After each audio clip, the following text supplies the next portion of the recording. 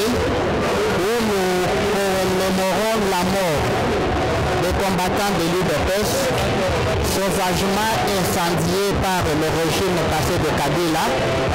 Le plus grand message que nous adressons à tous les combattants, c'est le pardon. Parce que Dieu lui-même est pardon et miséricorde, et miséricordieux et plein de miséricorde. L'officiant du jour nous a demandé de pardonner à tous ceux qui ont incendié sauvagement les combattants de l'UDPS. Et pendant cette période, nous célébrons de manière particulière où il y a certains berceaux au niveau du parti. Et nous, en tant que la jeunesse de l'UDPS Fer de Lance, nous lançons aussi un message très fort à tous les fondeurs qui, à dater de ce jour, nous leur pardonnons et notre maison est ouverte pour les accueillir. En même temps, comme nous marchons sur le pas du président ad intérim de l'UDPS, l'honorable Augustin Kabila Tshilomba, qui a pardonné tout le monde, ainsi nous devons toujours pardonner. Il y a aussi une interpellation de l'officiant du jour. Qu'est-ce que nous avons fait de tous les morts de l'UDPS? Nous devons aussi prendre conscience en tant qu'un parti au pouvoir pour ériger même un mausolée en mémoire de ces combattants. Parce qu'ils ont laissé leur peau, ils ont laissé leur vie pour nous. Aujourd'hui, nous sommes au pouvoir. Aujourd'hui, nous roulons carrosse, mais eux sont dans des tombeaux. Qu'est-ce que nous pouvons faire pour eux? Au-delà de toute reconnaissance, je demande à tous les combattants de l'UDPS de se mobiliser pour ériger un mausolée en mémoire des illustres disparus. C'est moi qui vous remercie.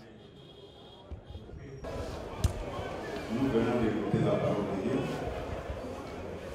Je ne pouvais même pas prendre la parole.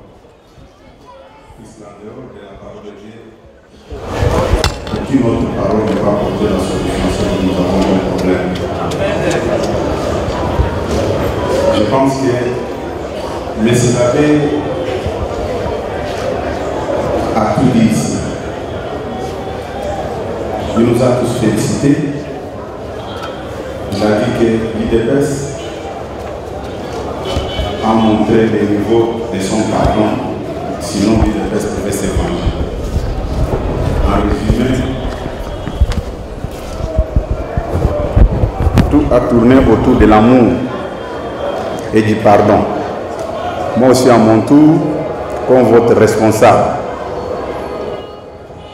je nous demande de nous pardonner mutuellement.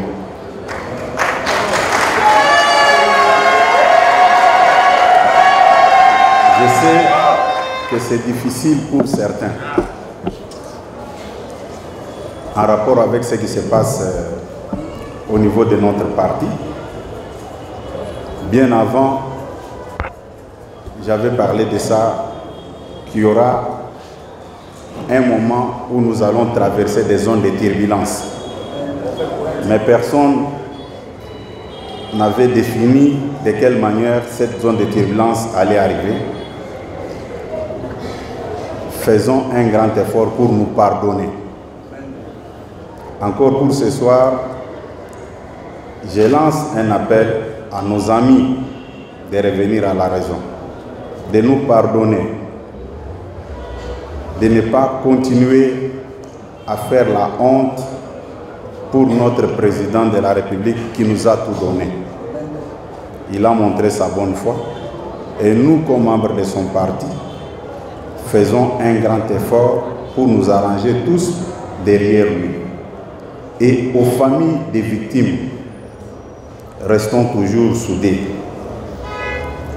Personne ne peut changer la volonté de Dieu, puisque les jours où les gens animés par la mauvaise foi avaient décidé de donner la mort à nos frères ces jours-là, ce n'était pas parce qu'ils avaient commis une faute, mais c'est parce qu'il y avait un esprit de la mort qui animait les auteurs de ces crimes. Pardonnons les auteurs de ces crimes. comme M. l'abbé l'a dit, que ça ne soit pas comme de l'hypocrisie, mais cela doit se matérialiser, puisque nous vivons même avec ceux qui avaient commis ces forfaits. Encore une fois, que l'amour de Dieu, l'esprit de pardon habite dans tout un chacun. Merci beaucoup. Ce qui sort de la messe est en mission pour accomplir ce qu'il a écouté. Le Seigneur soit avec vous et avec votre esprit. Que le Dieu Tout-Puissant vous bénisse, le Père, le Fils et le Saint-Esprit. Allez, appel du Christ.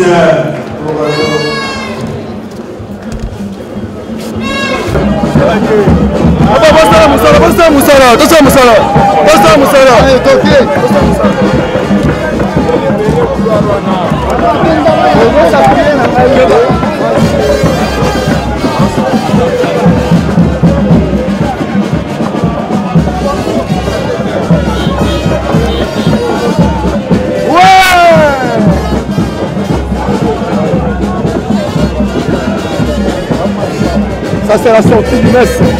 Avec le secrétaire général Augustin Kabouya est présent à I, accompagné de son proche, Jean Tézokian. Voilà, ça c'est l'histoire, l'histoire reste.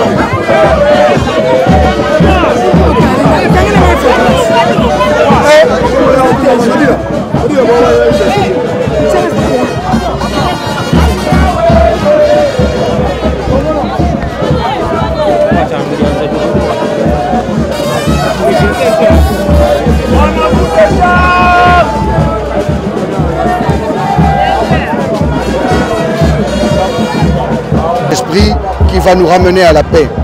La reconnaissance entraîne la paix. La reconnaissance fortifie. La reconnaissance permet à ce que de nouveaux jalons soient jetés. Le président ad intérim, le secrétaire général Augustin Kabouya a rappelé les sacrifices de ces êtres qui sont partis, de nos êtres chers, qui n'avaient pas mérité ce qui leur est arrivé. L'UDPS, aujourd'hui au pouvoir, a prôné, a manifesté et accordé le pardon. Parce que les gens qui ont tué ces individus, qui ont tué ces paisibles citoyens, membres du parti politique UDPS aujourd'hui au pouvoir, sont visibles, peuvent être tracés. Néanmoins, l'UDPS, en dehors de ce qui est des procédures entamées par le parti, l'UDPS prône le pardon. Le secrétaire général a aussi appelé et profité pour appeler à tous les frondeurs, de tous les bords, fils de l'UDPS, de revenir à la raison, à l'amour. Et ensemble, derrière le chef de l'État, j'ai cité son Excellence, M. Félix Antoine Tshisekedi Tshilombo, notre autorité, haute autorité de référence. Merci beaucoup. Lelo ezalaki mes pona bayo batika biso nakanisi ete tokoki koyeba bango et puis tokoloba ete na sango mokonzi na mokonzi ya parti président AI et secrétaire général Augustin Kabouya balakisi ete na journée ya lelo tozali kolakisa tina ya kokanisa baye babundelaki biso baye bakweyaki na champ de bataille balobaka na esika ya bitumba po ete valeur ya solo ya bao batikali po bazwa makasi ya bitumba po bakontinue na bitumba toza nango ezali koyeba ndenge to biso topesaka lokumu na bao batiki biso bafamille na bango ezalaki wana pe secrétaire général président AI à parti Augustin Kabouya Tshilombo alobi ete ye apesi pardon na bandeko nyonso pe alimbisi bandeko nyonso basato osala na kamabe na mokili consciemment ou inconsciemment na boyebi to na bozangi koyebi UDPS ekotikala moko pe ezali moko sima tata mokonzi nango Félix Antoine Tshisekedi Tshilombo. Voilà maloba muke nazaki nango koloba lelo. tozalaki elongo na bafamille na bango tokrois que UDPS ezali famille monene na présence ya secrétaire général pe président ai ya parti Augustin Kabuya Chilumba elingi koloba ete totiki bango te mpe tokotika bango mokolo moko te tozali elongo na bango. Merci beaucoup. Conseil nini kopesa bafronde bazobute na pouvoir ya CG Augustin Kabuya? CG Augustin Kabuya azali mutu ya tembe te, azali na pouvoir oyo eza établi na balégal na batexte légaux ya parti. Donc mpona yango tokoki koloba ete ye moko na monoko ne nga na koloba alobi ete apesi pardon mpe asengi pardon na baye nyonso mabe esalemaki to mpe esalemaka. Tokolanda exemple ya mokonzi wana monene ya parti le secrétaire général Augustin Kabuya Chilumba mpona humilité na ye na mpona ndenge azali komema parti présidentiel toyokela ye tozala nsima tata mokonzi mpo ete bitumba ezali makasi kotonga mboka ezali tata mokonzi ali na besoin kimia na biso nyonso ndenge secrétaire général Augustin Kabuya azali koprone UDPS ekotikala moko mpe moko nsima tata mokonzi Félix Antoine Tshisekedi Tshilombo. Est-ce que la divergence oyo ezo compromettre te pour 2028? Soki boyoki maloba ya moto oyo ya yambo tobengi le président Félix Antoine Tshisekedi alobi na UDPS to vivaka la vitalité de la démocratie na suki wana elingi koloba ete du choc des idées j'ai eu la lumière et puis tozali bato moto nyonso abetaka libaku tata ya biso ya yambo ya parti Augustin Kabuya apesi pardon mpe asengi pardon na bato oyo ye abetaki libaku to mpe bango babetaki libaku epa na ye. UDPS ezali moko mpe kotikala moko nsima tata mokonzi Félix Antoine Tshisekedi Tshilombo kimi ezala o mabota wa bino. Merci. Na bandeko na biso to perdre na niveau ya siège po bakufaki na cas incendie pe bakufaki durant lit ya 37 ans parce que te connaître pe baka ADC mingi to perdre pe bandeko na biso yango wana. C'est pour cela lelo otoye na niveau ya paroisse Saint-Dominique pour na ko célébrer commémoration ya nos frères o bakoneta baka ADC yango wana toye ko participer dans l'ensemble na bango elongo na bango pour na kokanisa paso bamonaki na lutte ya 37 ans pe souffrance ba traverser na UDPS yango na biso toye pour na kokanisa bango ensemble elongo na bango ndenge to pedaki milima bandeko. Commémoration après beaucoup des années, est-ce que les autres volontaires milimo ya bandeko ba pour na lutte UDPS ko pe na bon milimba bandeko bakufa iloko mutu aka tosengi ba pe manakimia baza na kimia nzamba ya milimo na bango ndenge pe prêtre sanga lobaki mort eza kaka physique mate eza pe na ba mort spirituelle matérielle pe financière na sens que le président de la République to le CG Augustin Kabuya a mekapé ko sunga pe ko soutenir population to peuple ndenge président lobaki c'est le peuple d'abord pour un redressement il y a population il y a pays et puis na niveau il y a parti IDPS, il y a parti IDPS. Redressement paix na kati ya parti. Na kata parti. Touchement actualité. Qu'est-ce qui se passe au juste? Qui est le secrétaire général? Qui est le président de l'IDPS? Bon, pour le moment, le secrétaire général c'est le CG Augustin Kabuya. Bon, on y toujours na kata parti politique où là na izalaka divisé izalaka montamuto pas zoloka a bénéficié par na avantage na ye mais biso auto yebi ko reconnaître oazo ko engagé parti c'est le secrétaire Augustin Kabuya parce que ceux qui bosenge zali ke kolongola secrétaire général et sengel kokota na congrès bengisaka ba nationaux et ko bengisa ba délégué ba ministre et ko bengisa ba fédéraux et ko bengisa ba président ligue de jeunes bakosangana pona koluka ko aboutir na solution et sengeli ko remplacer le CG Mususu mais pour le moment le la congrès continue noté déjà toujours na soutien il y a Augustin Kabuya tous ensemble na passé azo ko engager toujours parti. C'est ça. Votre mot de la fin pour éclairer l'opinion. Mot de la fin et là quand mutu na rosenga ndenge sejo gise a witi koloba ezali passe mingi pona bandeko mususu parce que tango famille eza divisée na kati ndako marché malamu te na tango trouble ezali na kati parti ezali pona ko fragiliser parti et puis ko déstabiliser chef de l'État. Or, ce n'est pas bon, c'est très mauvais parce que ceux qui sont à niveau haut, ils sont à pays, à Mboka, Mboka, ça, ils sont menacés dans les multinationaux, ils sont arrachés ma belle nabiso, ils sont pour détruire Mboka nabiso, pour éliminer le chef de l'État. Mais de toutes les façons, comme biso population tozali et puis l'UDPS combattant basé toujours toujours éveillé na service à sécurité et là qu'on n'a jamais pe na ba prière na ba bondeli toujours autorisé en otenza bazo battre toujours en tout cas toujours na lit peño se sont marché dans les bons. Merci beaucoup. Merci. Merci beaucoup.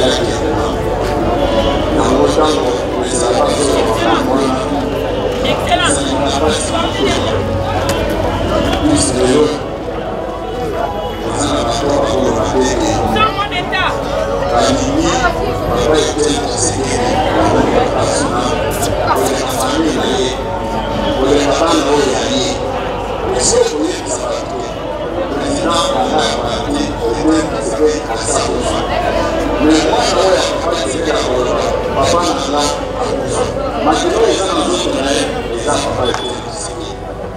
Par conséquent, biloko mingi tokoloba na oyo tokoloba eza kolanda malamu. Awa ndenge toza na bino tokosana makambo mingi tolelaki te.